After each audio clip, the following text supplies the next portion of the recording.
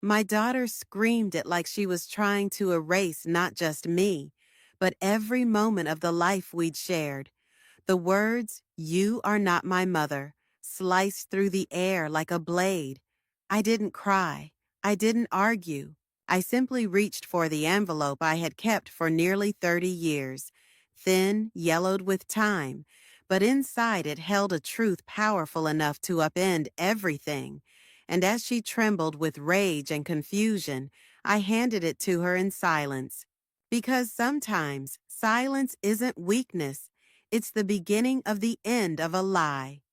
If this story resonated with your soul, click subscribe and let me know in the comments which city or country you're listening from.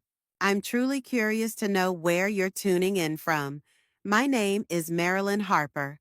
I was born and raised in Livingston, Montana, and I spent the majority of my life working as a school nurse at Livingston Elementary. By the time I turned 35, I had already made peace with the idea that I might never have children of my own. Life had taken turns I hadn't planned for. Marriage that never happened, a miscarriage in my late 20s, and years of trying to fill the space with other people's children. I loved my students, tended to their scraped knees and fevers, calmed their anxieties during fire drills and parentless lunch hours. I gave all the love I had to those kids, even if it was only for 10 minutes at a time. Then, one rainy Thursday in late March, everything changed. It started with a phone call.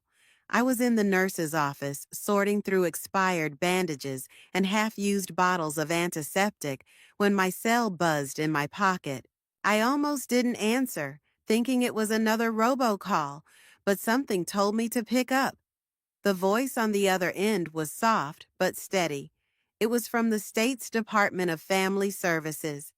They had a child, a baby, just under 9 months old. Her name was Emily. Her mother had relinquished rights and disappeared. No extended family had stepped forward. They were looking for someone who could take her in, someone patient, stable, someone with no interest in temporary arrangements. They remembered me. Years earlier, I had started the process of becoming a foster parent, but withdrew when my mother fell ill and needed full-time care. Apparently, my name had stayed in their system. I didn't say yes right away. That would have been reckless. I asked for the weekend to think it over. But the moment I hung up the phone, I felt something click into place, an opening where something had been shut for too long. That night, I stood in the middle of the guest room, looking around at the dust-covered treadmill and boxes of holiday decorations, and I knew. I spent the weekend cleaning, rearranging furniture, picking up a used crib from a woman in Bozeman who wept as she helped me load it into the back of my car. I didn't ask why she was selling it. Some things are better left unspoken. On Monday, they brought her to me. Emily was small for her age, with wide gray-blue eyes that watched everything and a mess of dark curls that looked as though they had never been brushed. She didn't cry when the caseworker handed her over. She didn't smile either. She just stared at me as if trying to memorize every inch of my face. I held her in my arms and felt something I had never felt before. Not the fleeting affection I had given to hundreds of children in my office, not the aching, hollow longing I had carried for years. This was something solid, like an anchor dropping in the middle of a storm. She came with a single plastic bag of belongings, a onesie with a rip at the sleeve, two empty bottles, a battered stuffed bunny with one eye missing, no photos, no letters, no instructions. I was given papers to sign, dates to remember, check-ins to prepare for, but in that moment, none of it mattered. I sat on the floor of the living room, Emily in my lap, the paperwork beside me, and just breathed. She was so quiet, not fearful, not timid, just quiet, like someone who had learned early on that the world wasn't going to come for her unless she screamed, and maybe not even then. The weeks that followed were a blur of formula, pediatrician appointments, and long nights with both of us awake at 3 a.m., unsure of each other, learning each other. She didn't like to be rocked. She preferred being held upright, close to the heartbeat.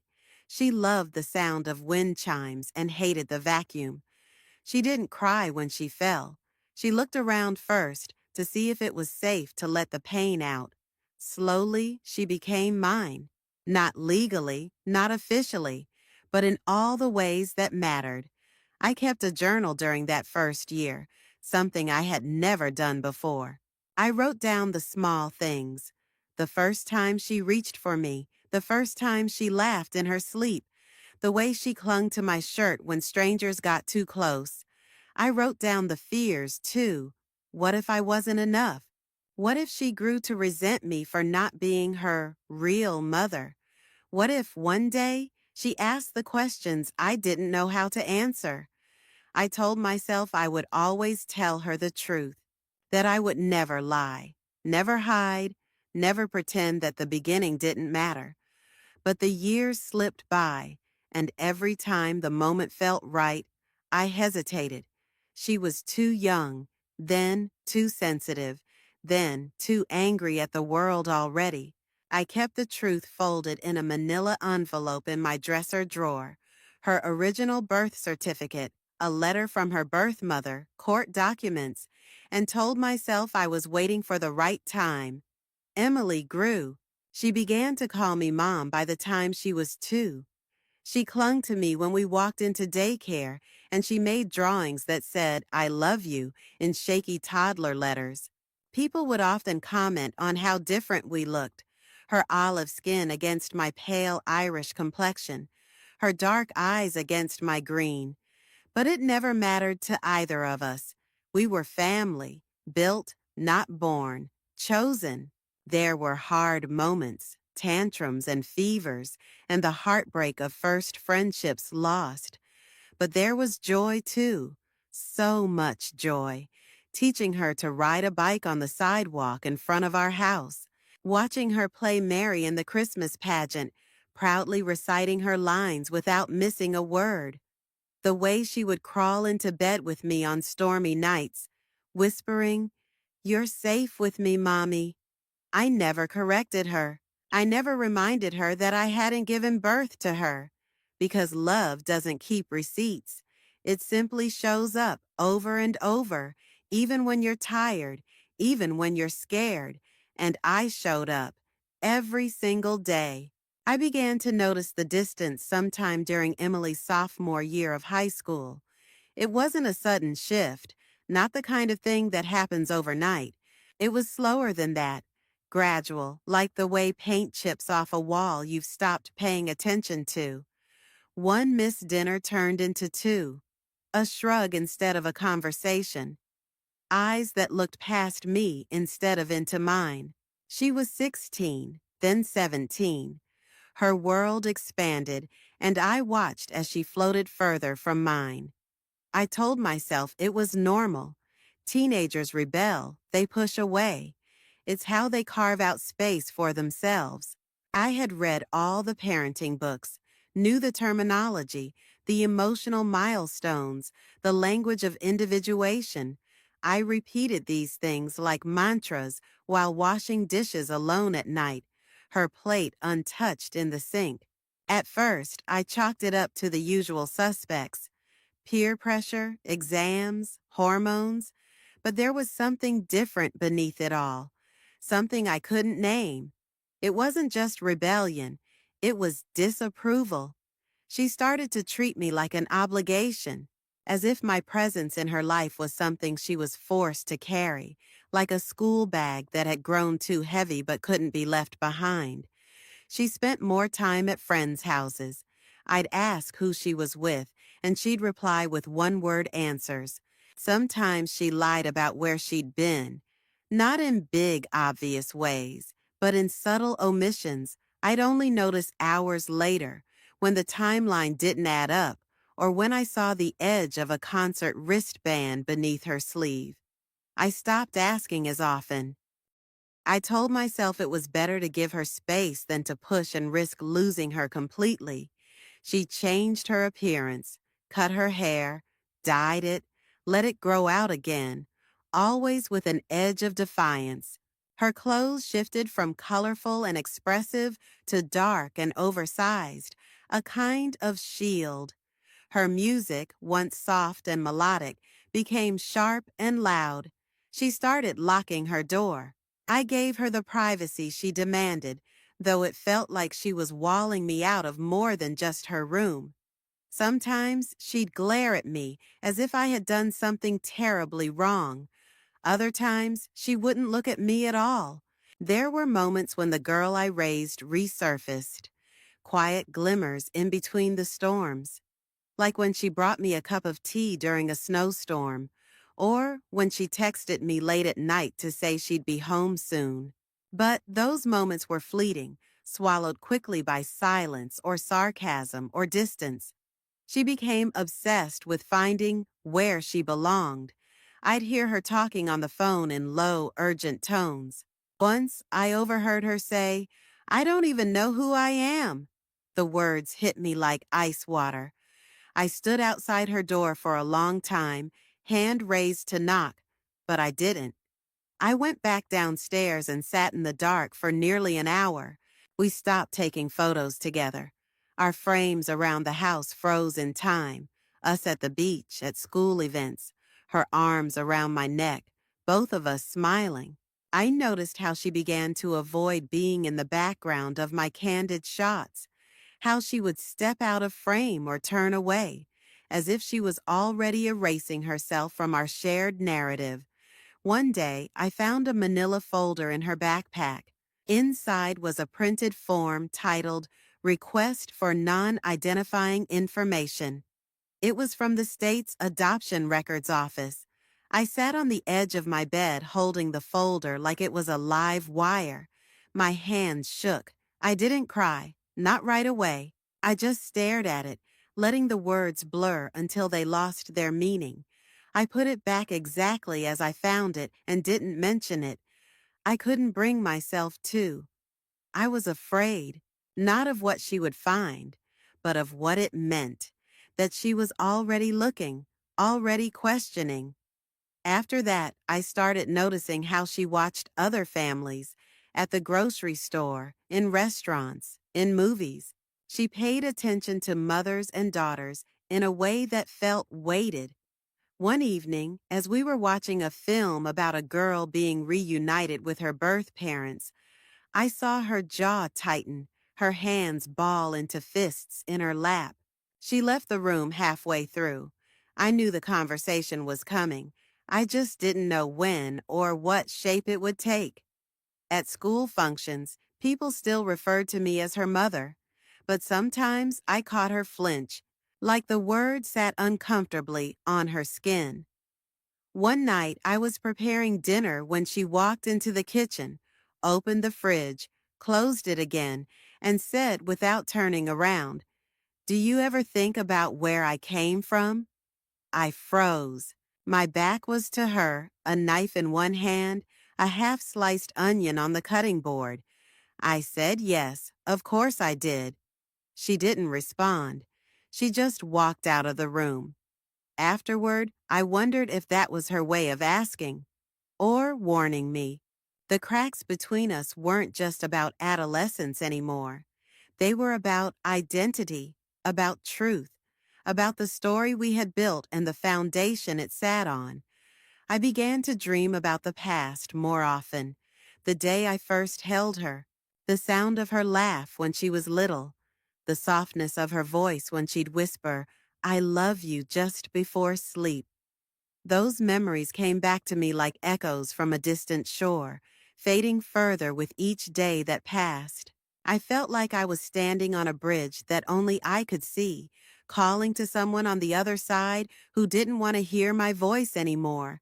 I wanted to reach her. I just didn't know how. It had been years since I last touched the envelope, years since I let myself even think about the contents tucked inside. Yet on that heavy afternoon, when the house seemed quieter than usual and the tension with Emily thickened the air, I found myself drawn to the dresser in my bedroom, to the bottom drawer where I had hidden it away beneath old sweaters and faded photographs. My fingers hesitated on the handle, as if they knew that opening the drawer meant opening a door I had sealed long ago. But some part of me understood that the past was no longer something I could outrun. It was already here, sitting in the silence between me and my daughter, looming larger with every unanswered question she didn't yet know how to ask. I pulled open the drawer and carefully lifted the small, worn manila envelope from its place. It was lighter than I remembered, almost insubstantial, as if time itself had thinned it. The paper was soft and slightly yellowed, the ink on the front still legible but faded. My name, written in neat, uncertain cursive. No return address. Just that single connection between me and the woman who had given Emily life. Sitting on the edge of the bed, I turned the envelope over in my hands before slowly opening it. Inside was the letter I had read once, many years ago, on the night I finalized Emily's adoption. A night filled with overwhelming gratitude and a suffocating fear that one day this piece of paper would tear apart everything I had built. I unfolded the letter carefully, as if it might crumble to dust if handled too roughly. The handwriting was small and cramped, a teenager's desperate scrawl. My heart pounded as I began to read. She started with an apology.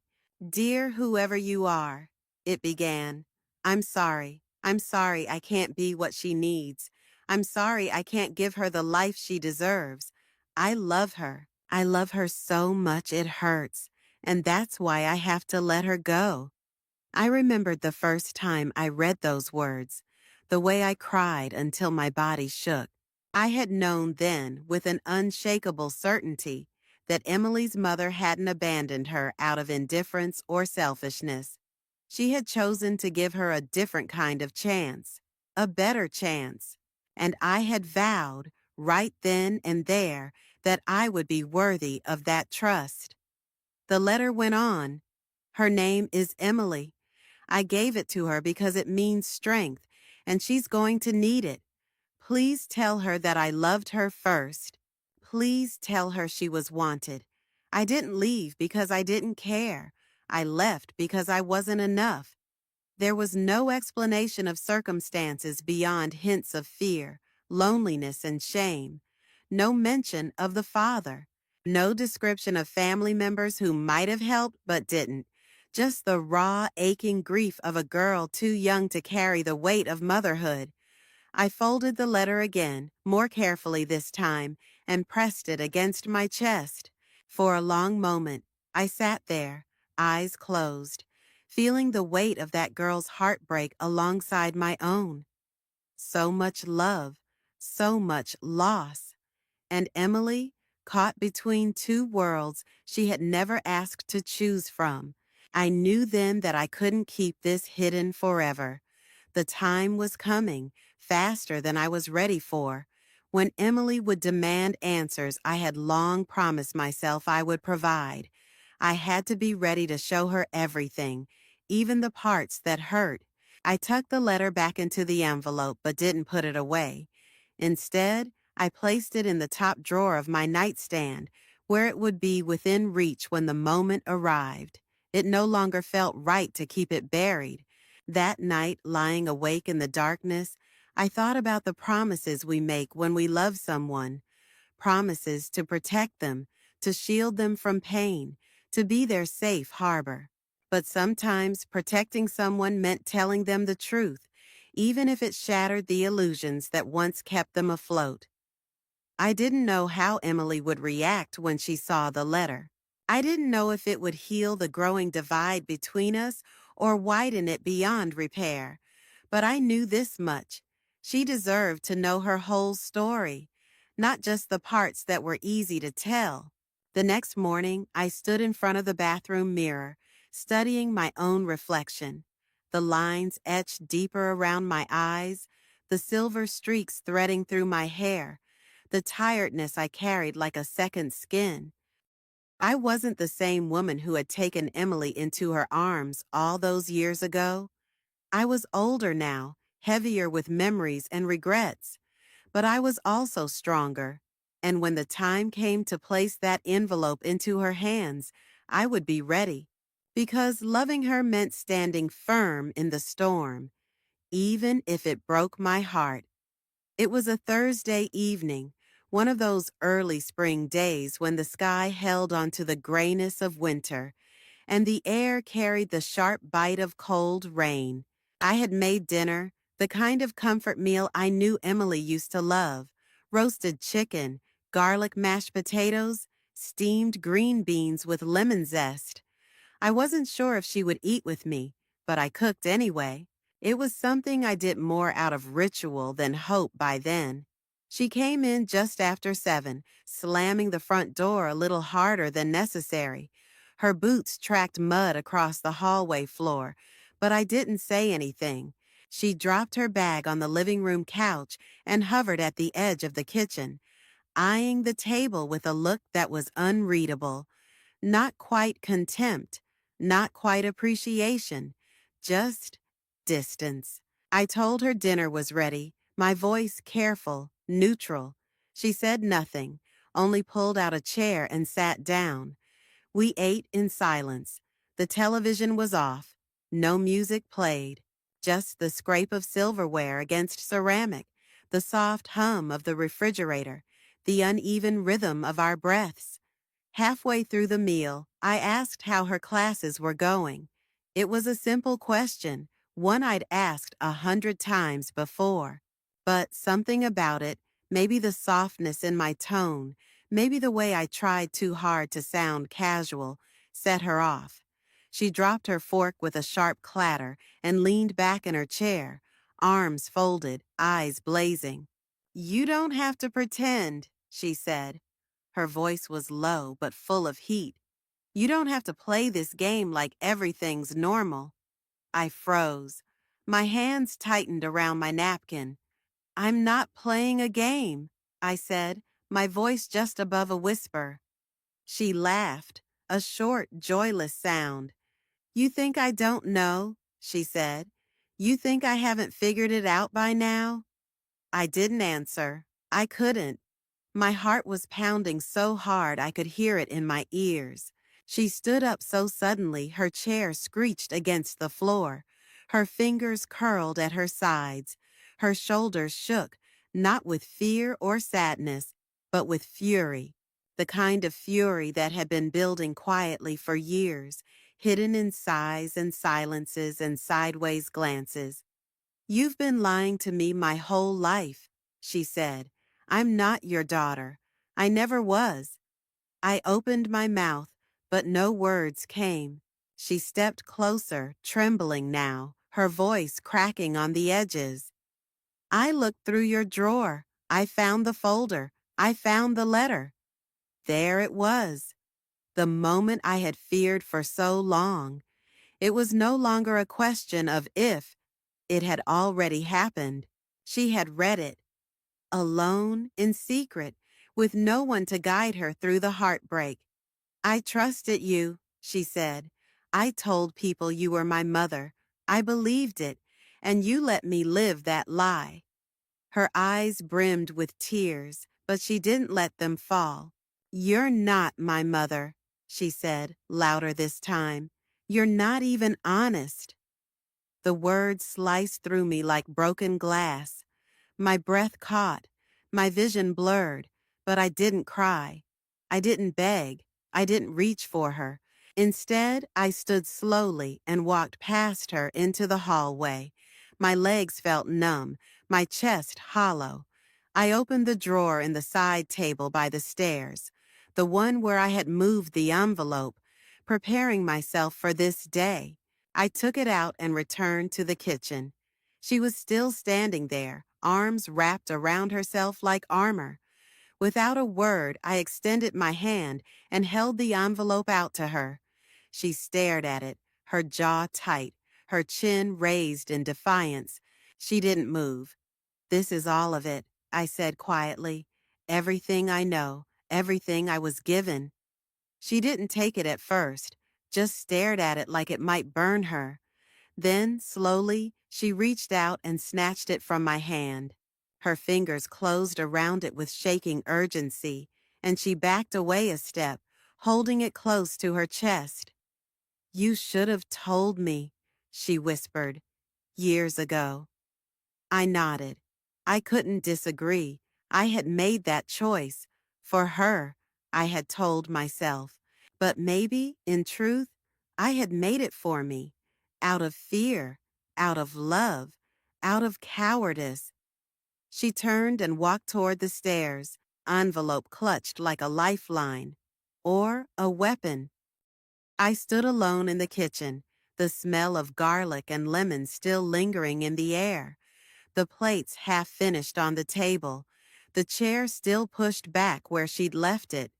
The outburst had come like a storm, sudden, loud, and now everything was wet and broken and quiet again. But some storms don't pass quickly. Some leave wreckage that takes a long time to sift through. And I had no idea if she would come back to help me pick up the pieces. The silence that followed her outburst lingered like fog in every room of the house. It was a silence I didn't try to break. I didn't text her. I didn't knock on her door. I didn't call after her when she left the next morning before I even woke up. I just let it sit, heavy, necessary. The envelope was gone from my drawer. She had taken it upstairs, and with it, the truth I had held for so many years, tucked away like a secret too sacred to speak aloud. I imagined her sitting on the floor of her room with the letter opened in her lap, knees pulled to her chest, eyes scanning the lines I had read only once, long ago. I imagined her hands trembling the way mine had. I imagined the rage, the sadness, the confusion, but I didn't imagine her forgiving me, not yet.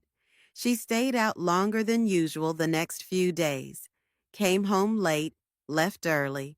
We passed each other like strangers in our own home, a nod at the front door, a creak of the stairs overhead. No eye contact, no small talk, no shared meals. I began to notice the signs that she had read the letter, subtle changes, small ripples. Her bedroom door was left open once. Her music, always loud and defiant, was suddenly absent. She stopped wearing her headphones. She moved more quietly. Her face had lost that constant tension, replaced by something more tired, more hollow. On the fourth day, I came home from the grocery store and found her sitting at the kitchen table. The envelope was in front of her, neatly resealed, though I knew it had been opened. She didn't look up as I stepped into the room. Her hands were folded in her lap, her hair tied back loosely, like she hadn't bothered to check it. I set the bags down on the counter and waited. After a long pause, she finally spoke. She asked if I had ever met her birth mother. I told her no. I told her everything I knew was in that letter. She nodded slowly, as if she had expected that. Then she asked if I had ever planned to tell her. I said yes, I had, many times. She didn't ask why I hadn't. She didn't need to. She already knew the answer. That night, I lay in bed and stared at the ceiling, the weight of the years pressing down on my chest. I remembered the early days, how she used to fall asleep in my arms with her fingers wrapped around mine, how I would wake in the night just to check that she was breathing. I remembered the school plays, the birthday parties, the scraped knees, the whispered secrets. I remembered the moments I almost told her, each one vivid, each one missed. Now she knew, and knowing changed everything. The next morning, I found a note on the fridge in her handwriting. It said she was taking the weekend to visit a friend. Just 2 lines, no explanation, no reassurance, but I didn't need it. She needed time. She needed space. So I waited. I walked the quiet halls of the house and ran my fingers along the picture frames. I looked at the photos differently now, not because they meant less, but because they meant more. Every one of them had been taken without her knowing the full truth. And yet, her smiles were real. The joy in her eyes, genuine. Nothing about our life had been a lie, not to me. She came home on Sunday night. Her steps were slower, her shoulders more relaxed. She didn't slam the door or stomp up the stairs. She came into the kitchen, poured herself a glass of water, and sat down across from me. She didn't say much, just that she had read the letter 3 times, that she had cried, that she had gotten angry, that she had felt both betrayed and grateful in equal measure, and that she didn't know what to do with those feelings yet. I told her she didn't have to. She slid the envelope across the table to me and said she didn't want to keep it, but she didn't want me to hide it either. Put it somewhere we both can find it, she said, in case we ever want to read it again. I took it in my hands and nodded. Then, very carefully, I placed it in the kitchen drawer, the one where we kept keys and batteries and birthday candles, everyday things, real things, shared things. Later that night, as I washed the dishes, I heard her practicing piano upstairs. The notes were soft and searching, not the confident chords she used to play, but not broken either. She was still here, and she was still playing. The house never felt quite empty when Emily was gone, but it shifted in ways I had learned to recognize. The quiet turned from gentle to sharp, and the air felt like it held its breath. When she wasn't home, even the walls seemed to echo a little louder. I told myself she needed space, that this time apart was part of something necessary, healing, redefining, reckoning. But it didn't stop me from waiting. I didn't know exactly where she had gone. She had said a friend, but left no name, no city, no schedule. I didn't press. I simply kept the lights on longer at night, checked my phone more than usual, cooked enough food for 2, just in case. The days passed slowly. I cleaned. I rearranged the living room bookshelves. I repotted the ficus in the hallway. I sorted through old mail, and more than once, I found myself holding old photos of her as a child. Her second-grade portrait with that gap-toothed grin. The photo from the petting zoo when she wore that ridiculous sun hat. The candid shot of us in the kitchen making Christmas cookies. I held them longer than usual, tracing her little face with my thumb, wondering how much she remembered from those years, wondering what memories still felt true to her. Each night, I sat in the same chair near the window, watching the street outside. The porch light buzzed softly above me, a small beacon I didn't turn off. It was a comfort, maybe for her, maybe just for me. On the third night, I stopped expecting a knock. On the fifth, I stopped looking at the clock, but I never stopped hoping. She came home on the sixth night. It was almost midnight when I heard the car pull into the driveway. The sound of tires on gravel felt like a song I hadn't heard in a long time. I sat up straight, heart racing. The front door creaked open slowly. I didn't rush to greet her. I didn't say anything. I simply waited. She stepped inside with a kind of hesitation I hadn't seen in her before, like someone returning to a house that might not be hers anymore. She looked different, not dramatically, but enough for me to notice. Her posture was softer, her eyes tired but focused, her hair pulled back loosely, no longer dyed, no longer styled with rebellion. She set her bag down at the foot of the stairs and walked into the kitchen. I followed quietly, watching her from the doorway. She stood for a moment, looking around like she was trying to decide whether to speak. I poured her a cup of tea without asking and placed it on the table. She sat, and we drank in silence. It was not the silence of distance now, but of peace, not complete, but beginning. After a while, she spoke. She told me where she had gone, a cabin near Flathead Lake, a friend's place, quiet, secluded. She had spent most of her time walking along the shoreline, writing in her journal, reading through the letter again. She had cried, then stopped crying, then cried again. The days passed slowly, but she let them. She said something had shifted. She had always believed the truth would destroy everything, that the moment she knew, the moment she saw it written out, the life we had would crack apart like glass under pressure. But it hadn't. Instead, the truth made things heavier, but also more real.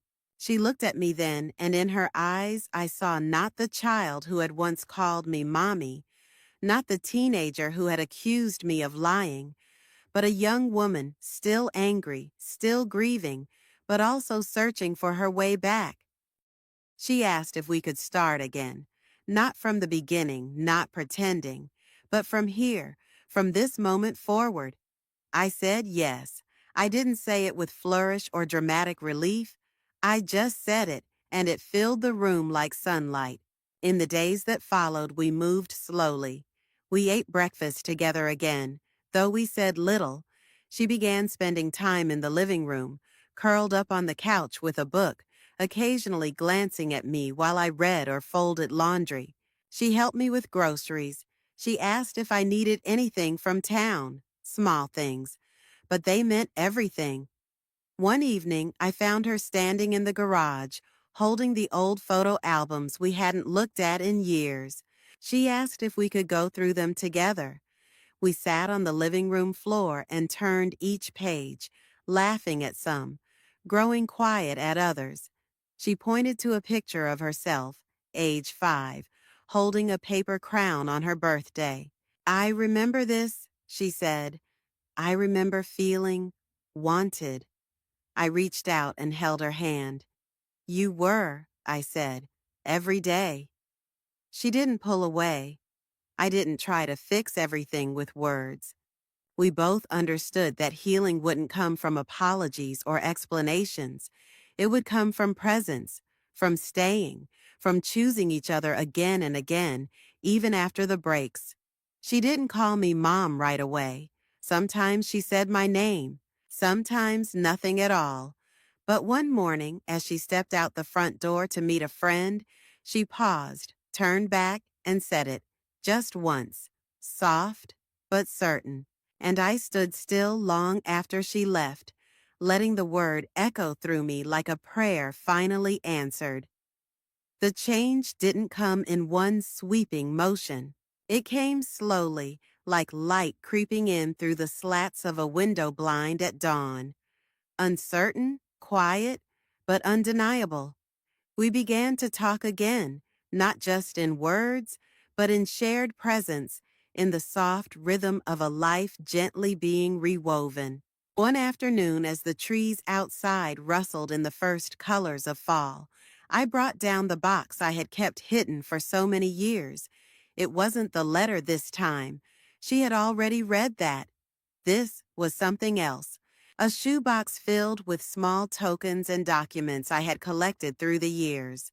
Things I had saved, unsure whether they would ever have a place in our conversations. Things I had kept just in case. She was sitting at the dining room table, sipping tea and highlighting lines in a college course catalog.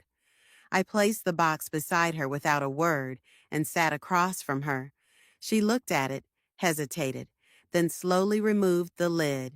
Inside were ultrasound images, faint and grainy, but labeled with her birth name and date, the original adoption decree, medical records, a hospital bracelet still curled into itself like a sleeping child, and pictures, photos the social worker had passed to me, saying they were all that was left from those early months. There was a photo of her birth mother, young, barely older than Emily was now, sitting on the edge of a park bench, eyes full of something distant and already broken. There was a folded napkin with a doodle in blue pen, a name written over and over again. Emily, Emily, Emily. She lifted the items out slowly, one by one. Her face didn't change much, but I saw her eyes trace every detail like she was trying to read between the lines of things that could no longer speak for themselves. After a long time, she looked up at me. She asked if I had ever tried to find her birth mother. I told her I hadn't. Not because I didn't think it mattered, but because I was afraid of what I might find, or not find. I had always feared that the past might try to rewrite the present, and I had worked so hard to protect what we had. Maybe too hard. She didn't speak for a while. She just held the photo of her mother and stared at it in silence. Then she reached across the table and took my hand. "Tell me everything," she said. So I did. I told her about the call I received that day in March when they asked if I was still interested in fostering. I told her how I cleaned out the spare bedroom, how I cried the night they brought her to me, and cried again the first time she smiled. I told her how terrified I was that I would fail her, how I kept waiting for someone to tell me I wasn't enough, that I wasn't real. She listened, barely blinking, fingers still curled gently around mine. I told her I used to check on her every night as she slept, that I memorized the sounds of her breathing, that I learned to recognize her cries from across the house. I told her I saved every school project, every handprint art, every silly Valentine she made me out of red construction paper. I told her I kept the letter not out of shame, but out of reverence. That I didn't know how to give her that story without making it feel like it made ours less true. She didn't cry. She didn't ask for anything more than what I was giving. She just held on and nodded, like something inside her was being pieced together, not replaced, not erased, but reconciled.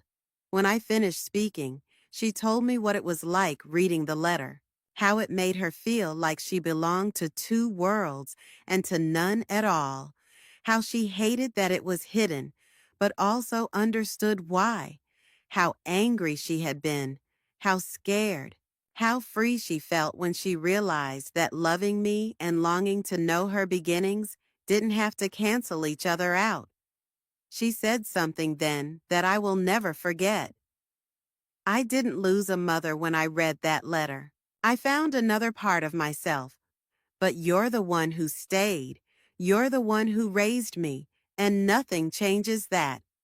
That evening, we lit candles on the back porch and sat under the stars with our mugs of tea.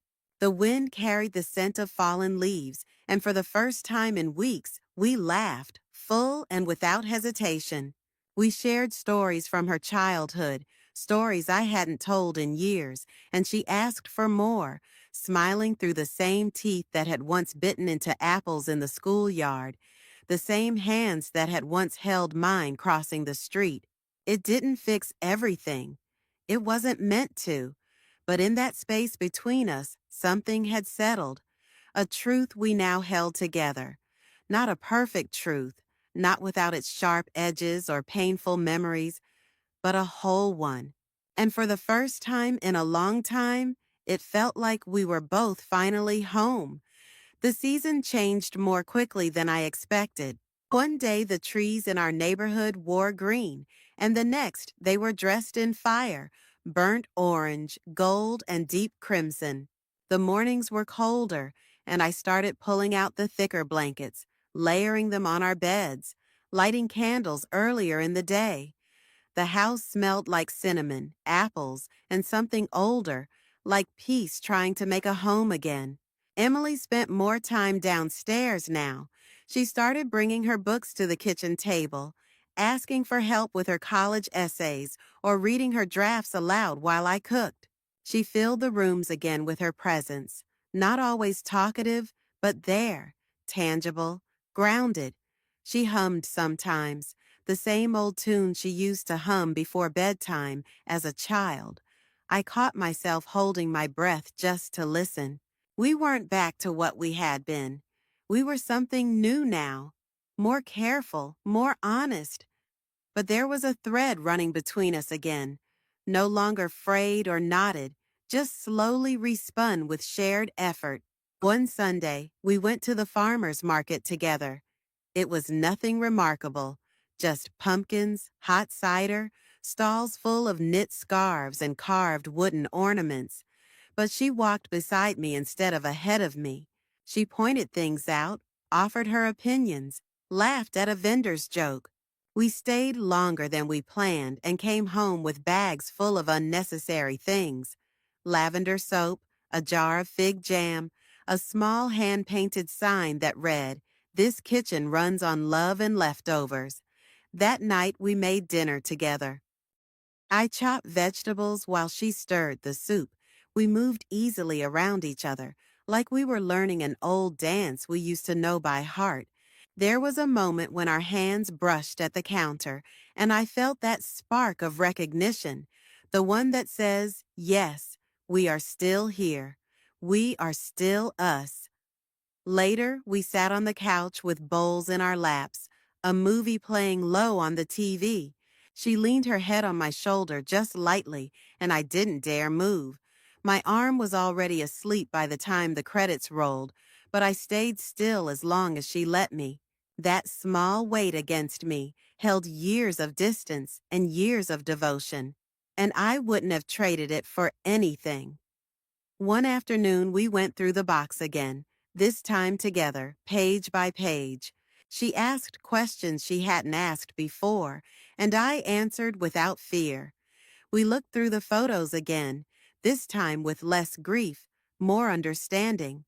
She traced the curve of her birth mother's smile with her finger and said, "I see it now. In the mirror sometimes, but I see you too." That evening, she brought down her old scrapbook from the top shelf of her closet. We hadn't touched it in years.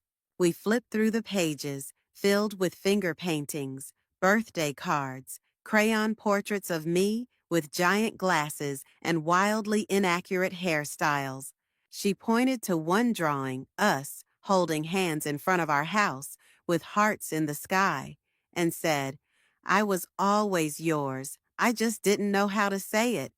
Sometimes she still had hard days. Sometimes she still shut down or left the room suddenly when emotion got too close. But I let her have those moments. I didn't chase. I didn't press. I stayed visible, and she always came back. Our story didn't end with an envelope or a letter or a revelation. It didn't end at all. It evolved. We started new traditions, Sunday pancakes, morning walks, silent reading nights, a monthly visit to the lake she loved as a child. We built new memories without trying to overwrite the old ones. The past wasn't a wound anymore. It was a map, and we were still walking it together.